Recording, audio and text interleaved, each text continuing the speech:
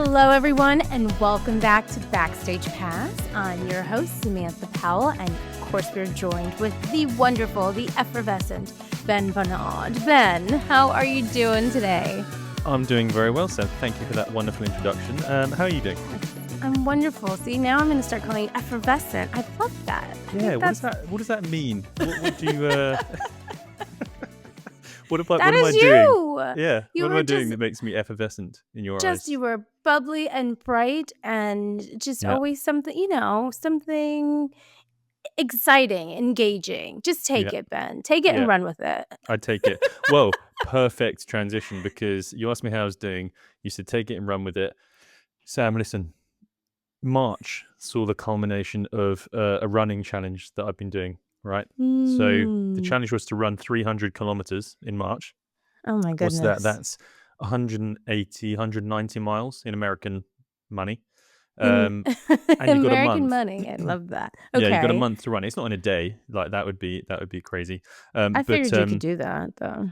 Yeah, I mean, I think I was trying to figure out if you did actually do it in a day, how long it would take. Be a lot. But then I figured I think based on the average pace that I would run, it would take me about 45 hours. So you couldn't. my I don't think you goodness. could even Okay. squeeze it in.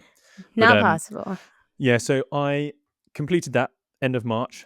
That was good. I literally went to the last day. Last day, did my final few kilometers, so that was good. But I tell you what, I'm not kidding. My running shoes are completely destroyed. Like my toes are actually poking through the front of them, like they're ripped to shreds. So, oh my goodness, you didn't think to get another pair though? Well, I achieved the challenge, right? But at what cost? At what cost? That's very true. I'll tell you what now, cost. A pair of running shoes.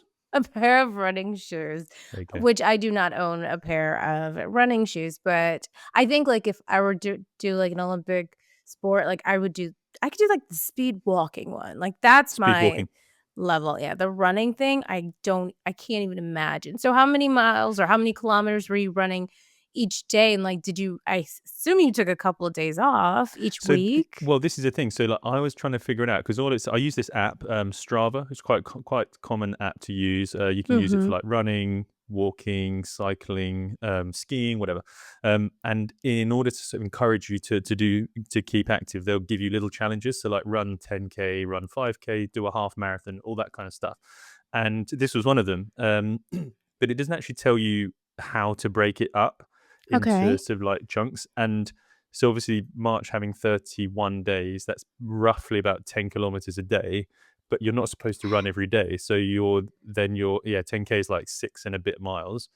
So then you have to kind of like split it up. So I was basically doing 15 kilometers like in 3-day chunks and then have a day off. But also wrapped in that was like a run a half marathon challenge. So I did one of those in there, which was good because it kind of like cut down the amount you have to run at the end. But there's also a challenge, which is you have a year to do 100 runs, like 100 different runs.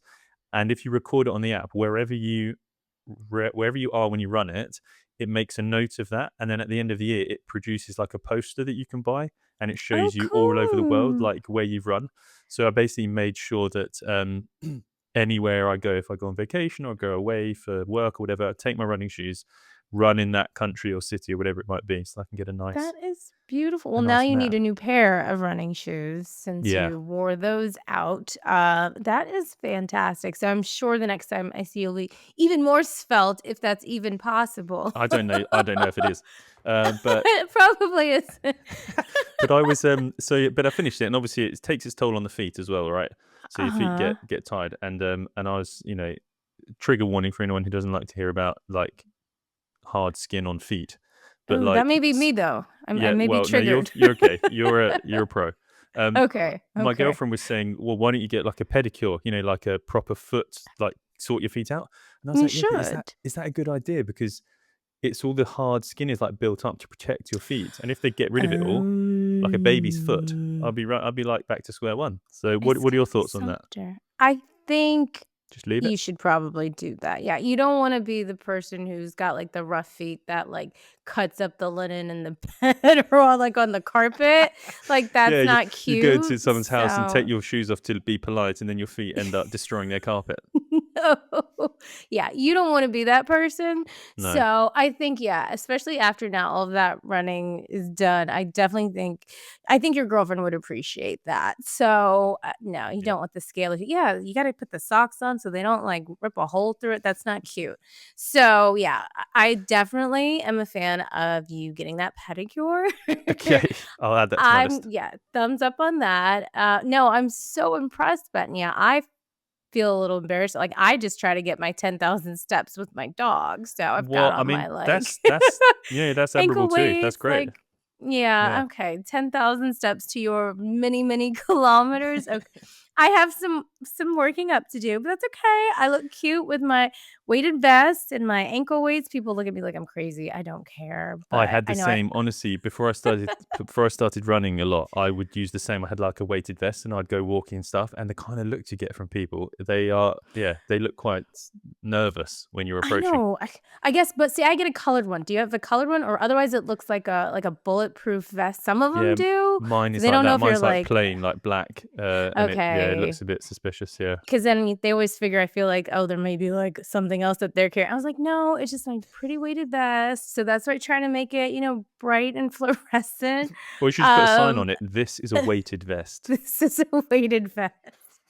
I love it. And my ankle weight's Yeah, like, these are this is ankle not an weights. ankle monitor. Yeah, this is an Yeah, it's ankle not a tag. weight. Yeah. So there you go. Anyway, So enough about yes. me. What have you been up to? Tell me. Well, see, yes. In addition to my walking at least for 10,000 steps, it's just a lot of, I would say, spring cleaning. Mhm. Um, so really trying to get the house in order. It's lovely out here. I don't know if you guys have as much pollen and things where you are. I'm in Charlotte, North Carolina, and I feel like at night, like, or in the mornings, like my eyes are just like, oh, it's The hay just fever. so hazy and everything. Yeah. So trying to combat that. But in addition to that, no, just actually a lot of catching up. It's a bit busy right now as we're all trying to catch up for things that are about to happen at InfoComm, Mhm. really trying to get a lot of speakers and get all of our sessions together. So trying to get that out the way. I'm going to take a little mini vacay to Mexico just so, I can be as fresh as I can for InfoComm. So I figured, do the Mexico thing, a little tequila, come Yeah. back, brand new Sam. Nice. Have you been Ready to for Mexico before? InfoComm 2025. Yes. I absolutely love it. So that's one of my like home away from home places. So Awesome. definitely looking forward. So yeah, hopefully my 10,000 steps a day is going to help get me into bathing suit. See, no, it's not going to work, but that's all right. They've got really big dresses. I don't care. I'm going to have a good time. And then I'm going to get Whatever ready makes, for however you InfoComm. feel comfortable. It's all good. So you mentioned InfoComm. I suppose we should probably talk a little bit about this episode and I who we're going to guess. be speaking with. Last week we hinted and previewed the fact that our colleague Mark was going to be speaking with Sean from ProPsych.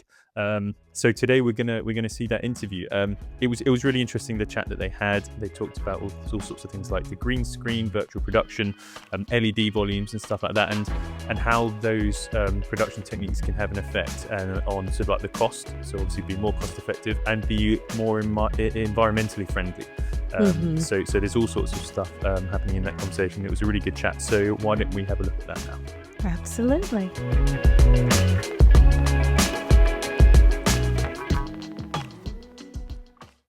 Well, I'm here with Sean van Tagen. He is the president of ProPsych. He's here because he and I have a long and winding road into how we've gotten here today. We'll get to that in just a moment. But first, Sean, thanks so much for joining me. Welcome to Backstage Pass. Yeah, thanks, man. Appreciate it. All right, so I'm going to try to give the very short version to our listeners and our viewers of how you and I came to meet. Let's rewind a few months, go back to ISE, before ISE 2025. Basically, we realized about 2 weeks before our show, and we have the AVIXA TV studio where we're doing virtual elements, but we realized that we didn't have a green screen. And through some mutual connections, we got in touch. Sean and the team in ProPsych expedited a green screen for us to get to Barcelona in time, and Spanish customs held it up, unfortunately. Yes, So we went through all this effort. But first and foremost, I just wanted to say, Sean, thank you so much for your willingness to help us out, even though it didn't quite work out in the end. Your My pleasure, man. flexibility, your willingness to jump on and help us out when we were in a real pinch, really, really appreciate it. Hey, man, my pleasure, and can only get better from here, right? That's right, exactly. Yeah. You got to go to Spain though, and I didn't, so maybe that was your punishment. I don't know. Come on out and join us next year. Come on out and join us. It's on the bucket list for sure. That's awesome. Cool. Yep. Well, really excited because this means that we get to continue our partnership. AVIXA TV does with ProPsych. ProPsych is going to be providing our green screen at the AVIXA TV studio at InfoComm. So we wanted to have Sean on just to talk a little bit about kind of the ways that that green screen is evolving with the market today. Maybe even a few tips in terms of the best ways to make the best use of green screen. Sure. But we're excited to have them as partners for the AVIXA TV studio. So, Sean, let's talk first. Like we said, obviously LED volumes have really kind of changed the game in terms of virtual production.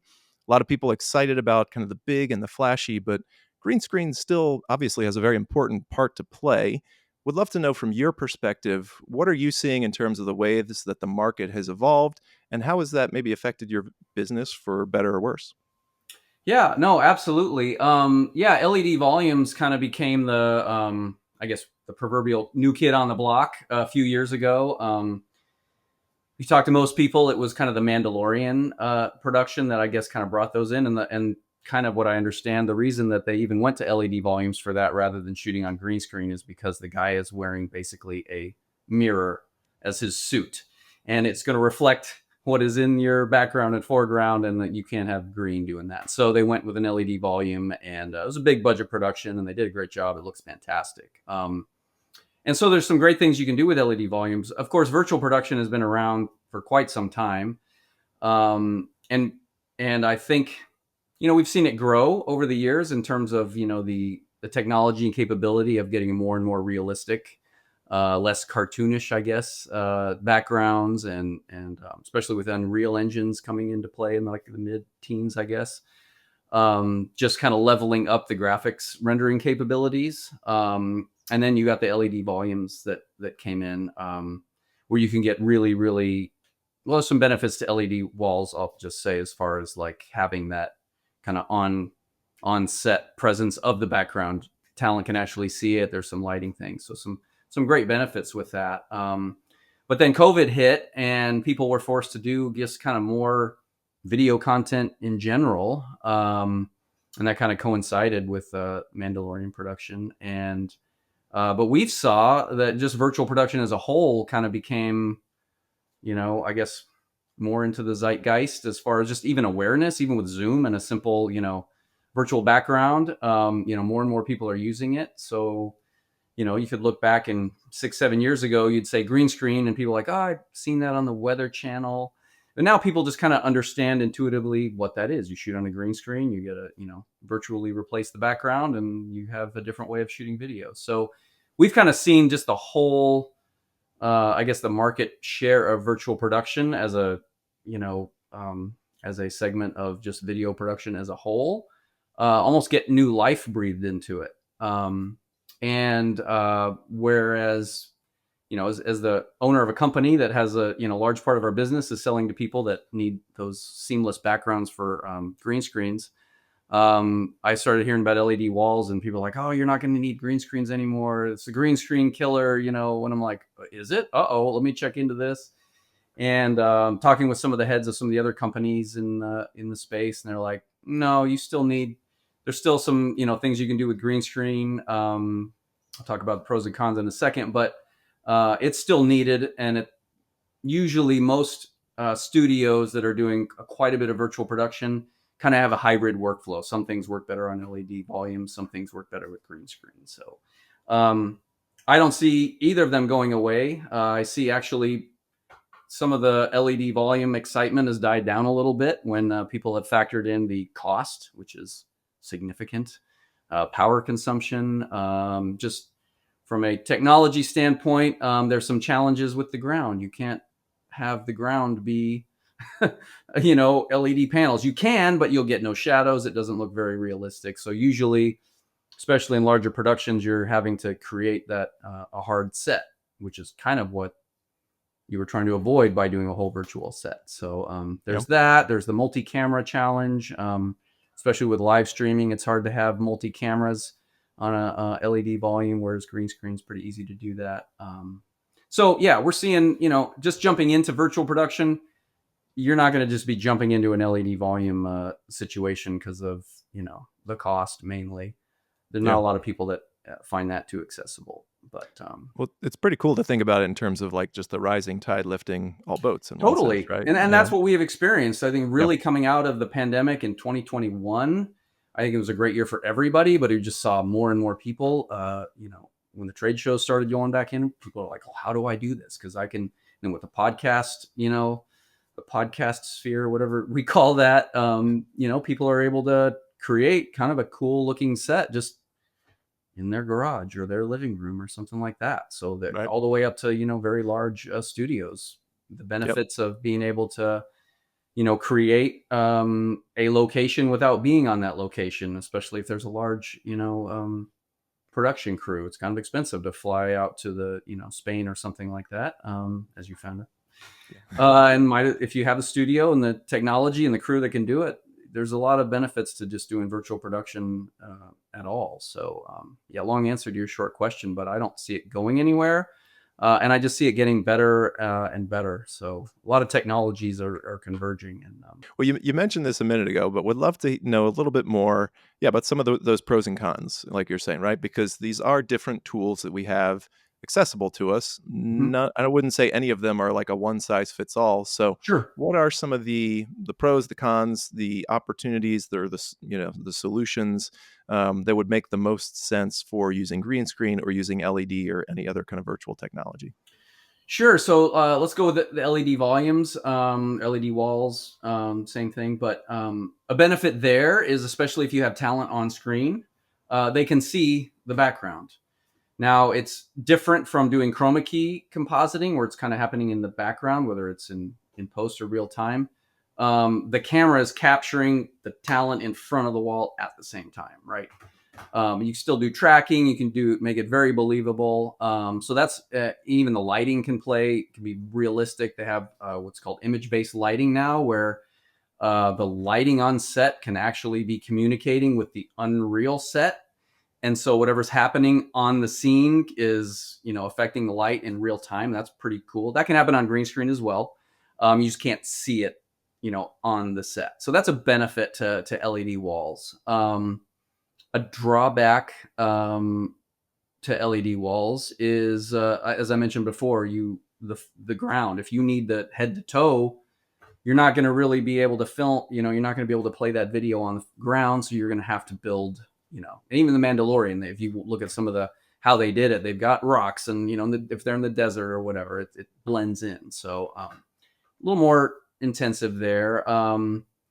And just the power consumption, LED wall is, it's a lot more than somebody was telling me one time, just like a 20-foot LED wall. And they told me about the amount of power required to just run that. I was like, whoa, that's significant. So there's that. And then the cost is a big, I don't know that you could break it down and it's this much more because it depends on the quality of your screens, but generally it's going to be, 6, 7 to 10 times or more the cost of getting into green screen. So there's that main, just the accessibility of doing green screen. You can start pretty small with just maybe your basic wall, and you're not even doing head to toe, and then you move into head to toe type stuff, and the bigger scene. Maybe you get a cyclorama with a corner and you can have multiple cameras and shoot from different angles and still be on that green screen. So you can, I guess, start and progress a little easier, dip your foot into it. And as I said, a lot of the studios that we've worked with have a hybrid flow. They do some things on the LED volume. They do some with green screen. I've even seen them where they'll have one guy over here on a green screen, the other part of the studio, somebody in front of the LED wall, and they composite that somehow so it looks like they're doing the same thing on, it's one scene on camera. That's pretty cool. I know just enough to be dangerous, by the way. I'm not like super technically proficient. I've just seen what is happening out there. I know one drawback for green screen, the biggest drawback is usually spill. So green tends to be pretty bright. We're actually coming out with a darker color green. There's benefits, pros and cons to lighter and darker green. I won't get into that, but it's a lot less of an issue having a spill, so that green reflecting on to the talent. Generally, if you are able to separate the subject you're shooting from the wall enough, and you can fix it with lighting and use lighting to kind of kill some of that, it's not that big a deal. But if you're shooting in a really small area where you're really close to the green, spill can be a problem. It can make the key not be as accurate. So that's a thing. And then if you're using like smoke or reflective elements, as we talked about Mandalorian, that doesn't usually work well with green screen. Another pro to green screen is the multi-camera. You can have multi-cameras simultaneously filming and switching back and forth. There's some challenges to doing that on an LED screen. There's some workarounds, ghost frames, but it's just generally not as naturally easy to do, especially with a live stream. Yep. And then I guess finally, I would say the flexibility you have with a green screen is much greater because you can shoot live, you can do it or you can do it in post, right? There's a lot more you can correct. When you're shooting on an LED volume, you have to have that scene ready because you're capturing it all in that camera right away. In-camera visual effects is kind of the term for shooting on an LED volume, because it's like in camera, like you better be ready. Actors acting, the background has to be spot on, lighting, everything, and boom, because you're capturing that. And then the green screen world, you can fix some things, and you don't necessarily have to have everything dialed in. So those are some of the basic pros and cons. Yep. I hope that helps a little bit. That's great. Yeah.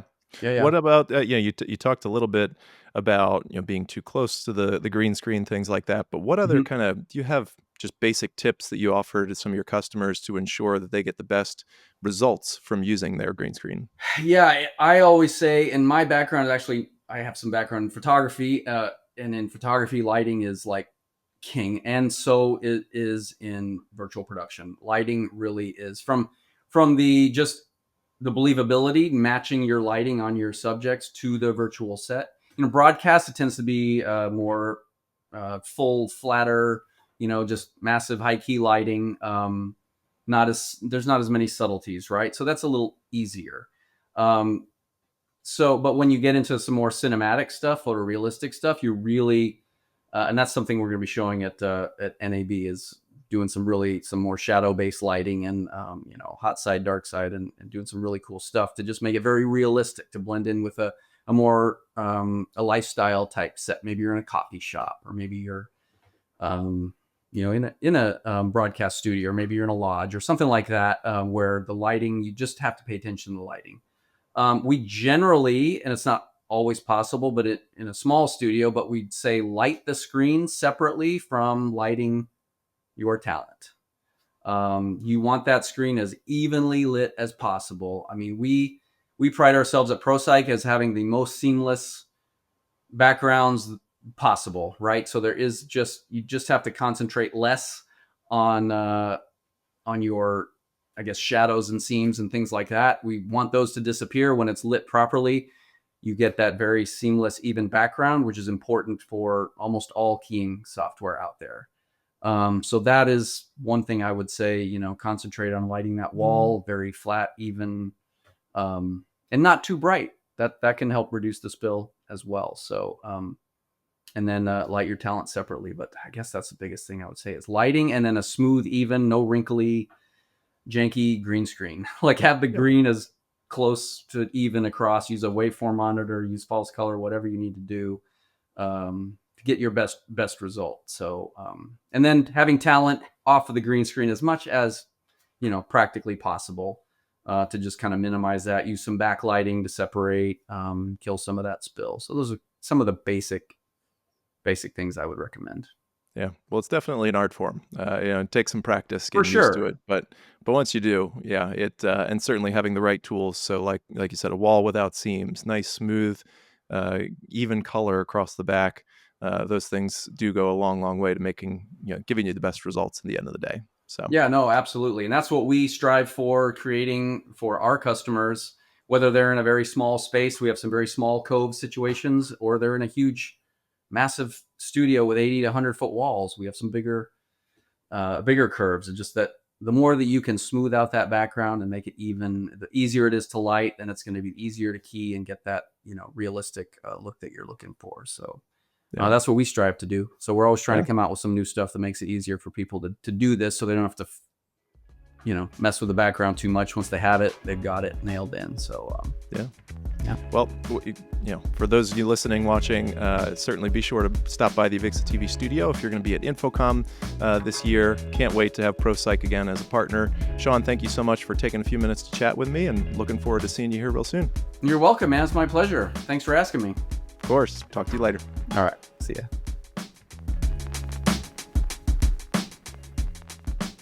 Well, thank you so much, Sean and Mark, for another wonderful interview, and definitely can't wait to see what ProPsych has going on at InfoComm. So, Ben, how many times have you been to Orlando, Florida? I think maybe like 4 or 5 times for the InfoComm show, and then once for another show. So only ever on business, as it were, never as a tourist. So yeah. How about you? Oh, gosh, so many. Like, I have family there, so I would go all the time. We would check out all of the parks. And did you do any checking out of any of the parks, Universal, Disney, anything like that? I've been to a couple of the parks. We also once did like a fan boat ride over, I guess, like the kind of swampy areas with like the alligators and stuff. That was quite cool. Cool. Yeah, so we did that, but yeah, not really ventured that far outside of the of the convention centers and stuff. I definitely wish you were coming to InfoComm this year. I know we're going to have some really amazing experiences for our attendees, and we are so lucky to have Becca, Stach, and Narin give us a little insight as to what to expect. I know there's going to be something fabulous that we're doing at Universal Studios, as well as there's going to be some really great conversations about 2030. I've been hearing so much about it, and there's a keynote there. So why don't we take a look at their interview and see what we can look forward to? Let's do it. Becca, how are you doing today? I'm doing great. Thanks for having me, Narin. Yeah, we're glad. We're so glad to have you. We've been wanting to have you here for the longest time, and we finally found an awesome slot to put you in. So welcome. And again, this is Becca Stach. Becca, can you tell us a little bit about what you do at AVIXA/InfoComm? Introduce us to you. Yeah, absolutely. So, hello, I'm Becca Stach. Hi, Becca Stach. I am a web manager for AVIXA, and my baby is the InfoComm site. So, I mean, I've been working at AVIXA for 7 years now, and I've been in many different roles within the marketing department for InfoComm. So I've really touched all areas of all marketing. But here I am now on the website, and I'm really enjoying it, and I can't wait to see what I can do as the years come along and how we can improve it and make it more fun and vibrant. So yeah, that's me. Awesome. I'll tell you what, you're really there on the vibrant part. The website looks great. Just going to put that out there. I'm sure that everybody knows. I know. I actually really love the branding on the site. It's very we call it lava lamp. It's very flowy and fun and colorful. Yeah, that's right. Because, as everyone knows, I'm the one who puts these together. I'm the producer. So I had to put together the graphics package and all of that as well for our overlays and our branding and all of that. And as I was going through everything, I was like, wait a second, this is very lava lamp-like. It's got a very flowy, kinetic thing to it. So it was actually really fun to work on. So hats off to you and the marketing team. Well, it's definitely a huge team effort, and it's been really fun. Awesome. So that's a little bit about what you do from the website, but we know that, at the show itself, you're running around doing your own thing too. You're in your element. You're in your zone. If someone bumped into you at the show, what are some things that you do? Yeah. So on site, my job is typically managing the photographers. So there is a very good chance you will bump into me because I'm on the show floor. I'm in the education rooms. I'm on tours. I actually am really fortunate that I get to experience a lot of the show. Just with the village that it takes to make InfoComm possible. A lot of times people need to, be at the education desk all day, or be in education classes all day, or so, or whatever it may be. So I'm very fortunate that I actually get to touch all areas of the InfoComm show and get to experience it and have a lot of fun. Photographers always do an awesome job. I'm anchored to the AVIXA TV studio this year, but Yes. hopefully I get to go out and see some things as well. But the good news is we'll probably be doing some video shoots as well. So video and photo usually kind of works hand in hand at times. So I'm pretty sure I'll bump into you and the photographers as well. So looking forward to that. Yeah, absolutely. And I'll be there, and I'll have to hang out at the AVIXA TV booth myself, That's See all the right. cool That's sessions right. in there. Oh, you know it. We got some cool things going on there. So I'm really looking forward to that. Speaking of cool things, gonna get a little vibe check here on what's going on at the show because there's a lot of exciting things happening, right? So can you tell me from your perspective, what are some of the exciting things that everyone should look forward to when going to the show this year? Yeah, absolutely. I love the vibe check. That's Always got to get a vibe check. Yeah, yes, absolutely. There's a lot going on at the show this year. But one thing that I personally, so for those of you that don't know me, I'm an extrovert. Really? And I like to go out and experience fun stuff and see all the people. And this year we're actually doing an InfoComm night at Universal Studios. So we get the opportunity to experience Universal Studios after they close. It's a ticketed event. And so if you buy the ticket, you get to go at 5. The park closes at 8, but then you get to stay until 12. So I'm also I'm a theme park nerd myself after growing up in an area with many theme parks myself. So I'm really looking forward to this. I hope I can go. There's even like a food and beverage gift card, $25 that you get with this ticket purchase. So I'd highly recommend that people go to this. It just sounds so much fun, and what a better way to kick off InfoComm. It's on June 10th. And tickets can be purchased on our website. It's actually not through our registration. It's a separate one. So I would recommend, if anybody wants to go to that, visit the website under the attend section, and there's a little featured section where you can find that. So does that include all the rides and all that too? It does. Oh, wow. After hours, get it all to yourself. That's really cool. I know. That's why I'm like, I mean, because I'm not somebody who likes to wait in lines. So I grew up near Busch Gardens, and I would be like, one of those kids where it's like, well, it's either you go to Busch Gardens or you go to the mall because, early 2000s. That's right. And so being a kid that went there all the time, I don't like to wait in lines. I like to get there when it's the most convenient for me. So that's like what this is with the after hours, like no lines. What's better than that? Exactly.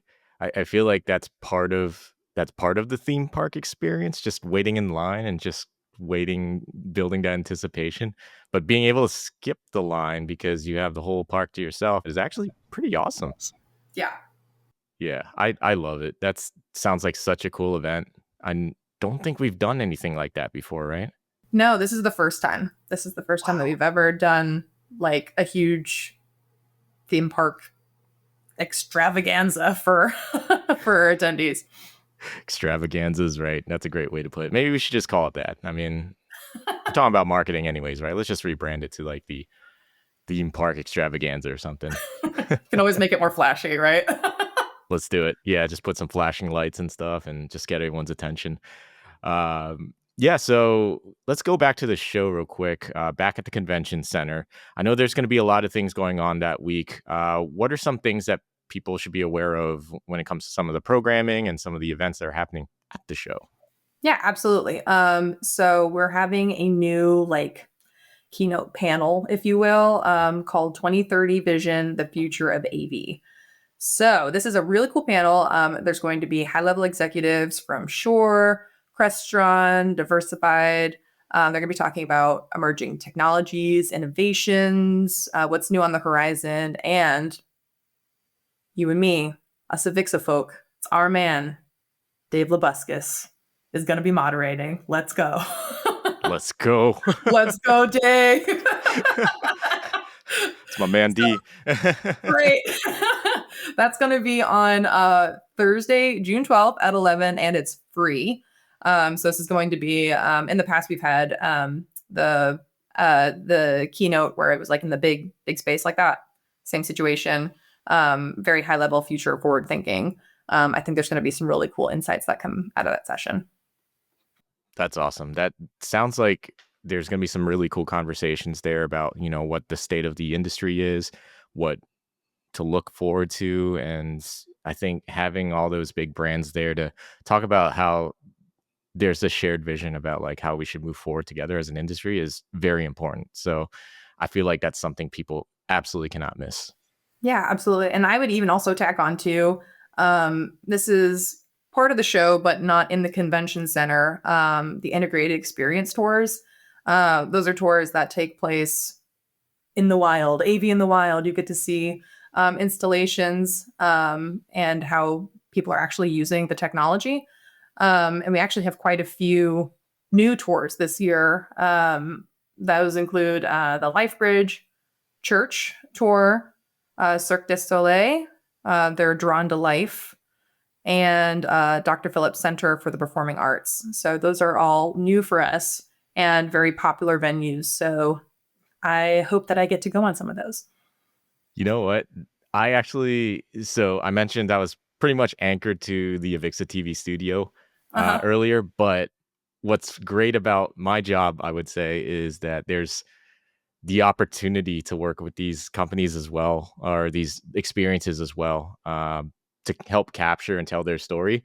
So sometimes we kind of hitch a ride with the buses and just go like, yeah, we're just going to sneak in and take some content and then turn that into like future episodes for like how they do that, and or even segments for the actual live stream during that week. So there's a lot of movement when it comes to what we do as a video team. But some of it gets to allow us to actually see these experiences. So that's a very cool opportunity for us as a video team as well. But I think for the attendees, that's definitely something they should look forward to. But they usually sell out pretty quickly, right? They do, yes. Yeah. So if anyone's interested, I would definitely recommend registering sooner rather than later. And that was the whole thing about me being like, I hope I get to go, because only if seats are available. So maybe selfishly don't register. Yes. Okay, you heard it first from Becca. Do not register for the experience tours.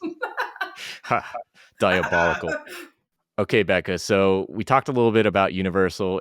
That's a core pillar of the Orlando experience, right? And every other year, we alternate between Orlando and Las Vegas. I want to mention that because I don't want someone to fly to Las Vegas and say, but I thought we were going to be in Las Vegas this year, because I don't know if that actually happens, but it's something we always joke about, but I don't know if we should joke about, because those one or two people that accidentally fly to the wrong city are probably not having a good time. I don't know, man. Yeah. I guess, there's always room for error, but yeah, we're pretty consistent. Yeah, I think we've been pretty good with making it clear that we're in Orlando. Anyways, we're back in Orlando this year. Becca, I know you mentioned that you enjoy the theme park aspect. You enjoy like all of that. Whenever you come to Orlando, what are some things that you look forward to in particular? Yeah, so for me, I'm a Southern gal, so I actually really like the balmy weather of Florida.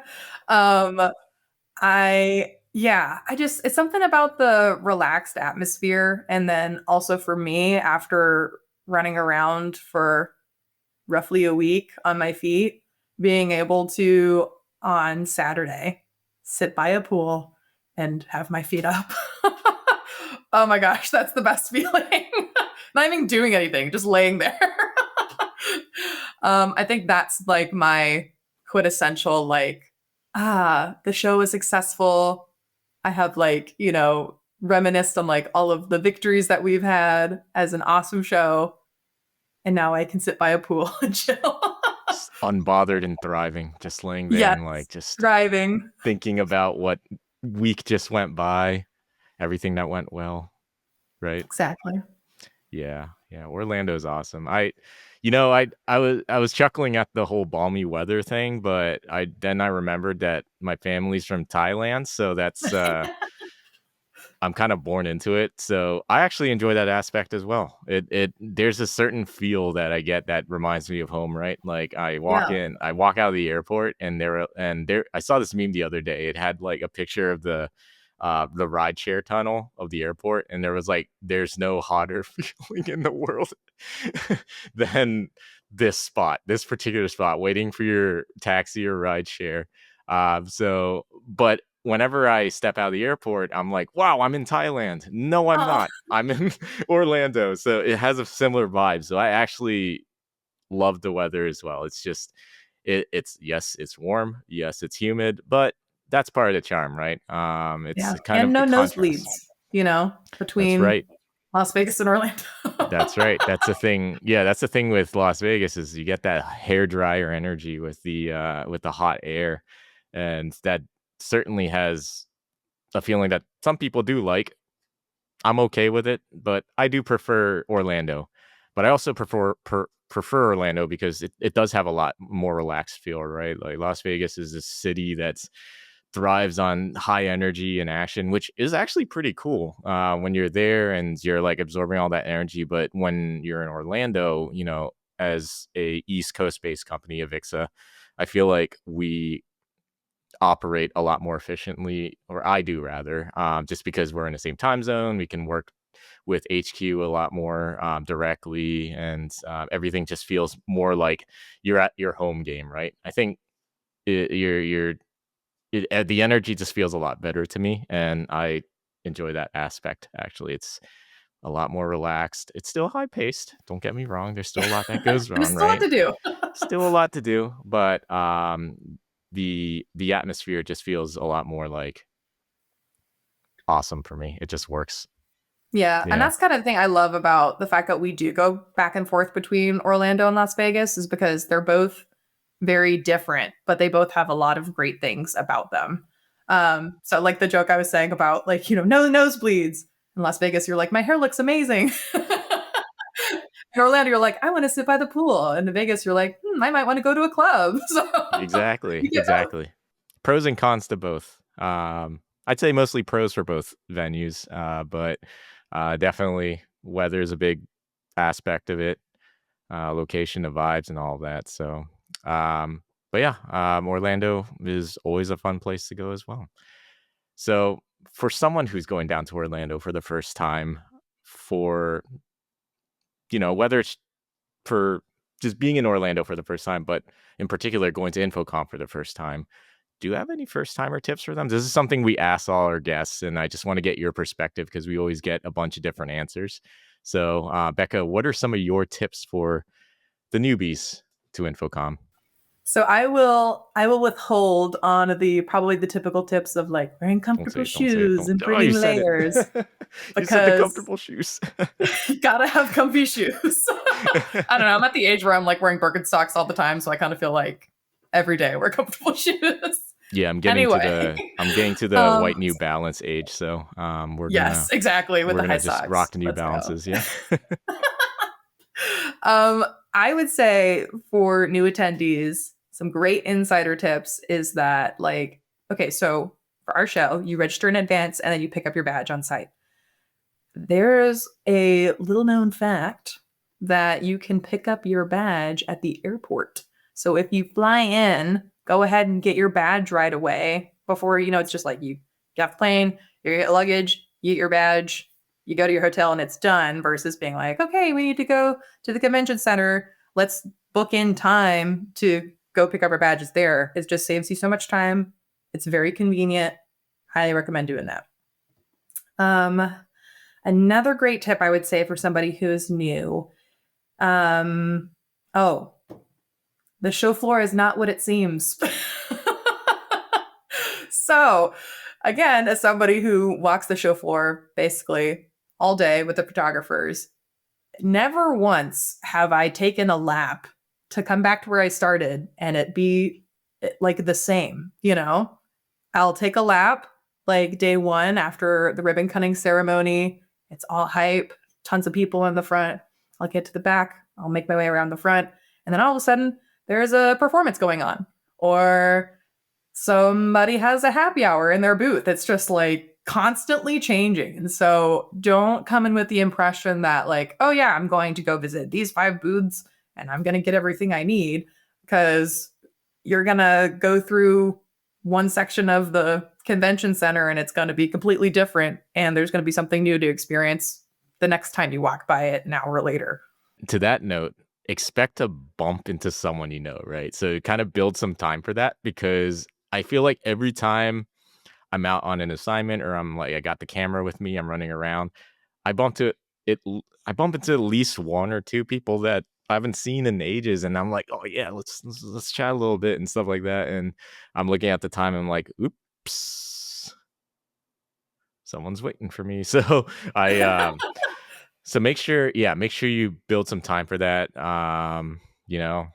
Just kind of lock in and make sure that everything's kind of mapped out, because with Orlando in particular, that's a long convention center. Yes.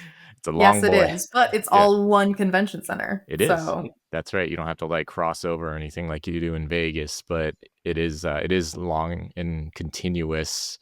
But just planning out and mapping out where you want to go will go a long way, right? So absolutely, that's definitely a good point. I'll even add on to your bit. Not only should you plan for extra time for the people that you run into, you should plan to go introduce yourself to people on the show floor or in sessions or whatever that you haven't met before.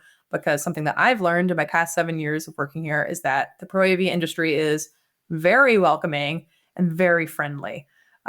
So you shouldn't be afraid to shake someone's hand and geek out with them about tech, because, that's what we're here for.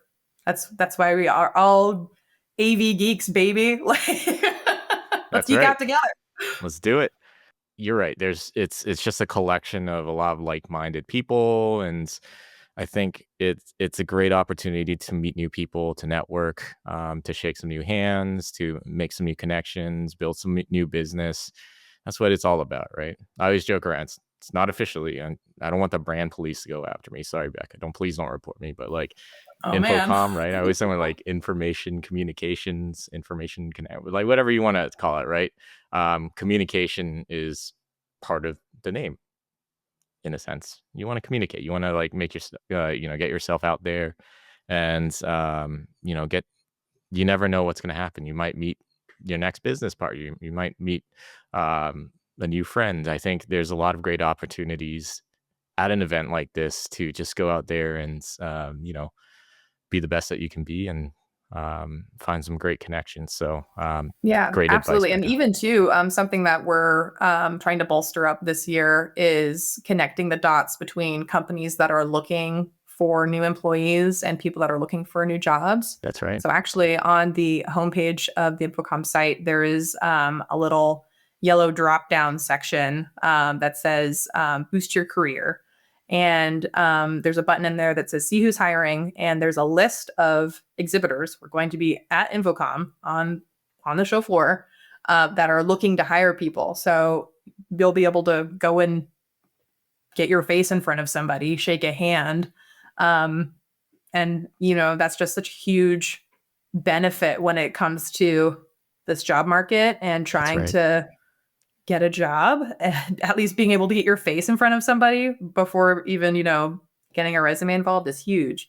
So that's something that, thank you for bringing that up. That's something that's something I'm really excited that we're doing this year. And I think it's going to be a huge help. I love that. Anything to help with workforce development and helping to accelerate someone's career, I think is always a great opportunity.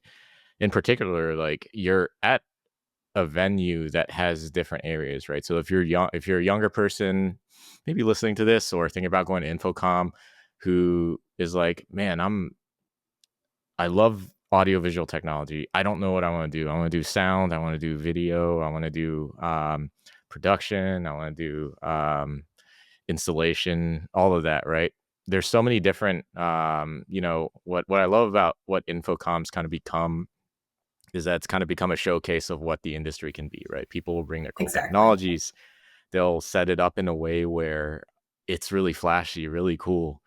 And if you're like a prospect in the industry or something, you can go up to these people and go like, hey, I love how you set up this projector to look like it's 3D. Can you show me like, or tell me like what I need to do to like get to this point? Like, do I need creative like skills? Do I need technical skills? This is the perfect place to do that. So that's a really good point, Becca. Yeah. So love it. The vibes, immaculate. That's actually All going back to what we were talking about. We did it. We circled back. So that's awesome. Well, Becca, I think that's all the time we have here, but thank you again so much for joining me today. I know a lot of people are looking forward to the show itself, and I want to give a shout out to your team, the Expo marketing team, for doing a wonderful job with everything. It's always cool to see all these promos and all of that go out, and I know y'all are working really hard over there before, leading to, and after the show. So keep up the good work, and we're looking forward to working with you at the show too. So awesome. Thanks so much, Narin. Absolutely. Thank you, Becca.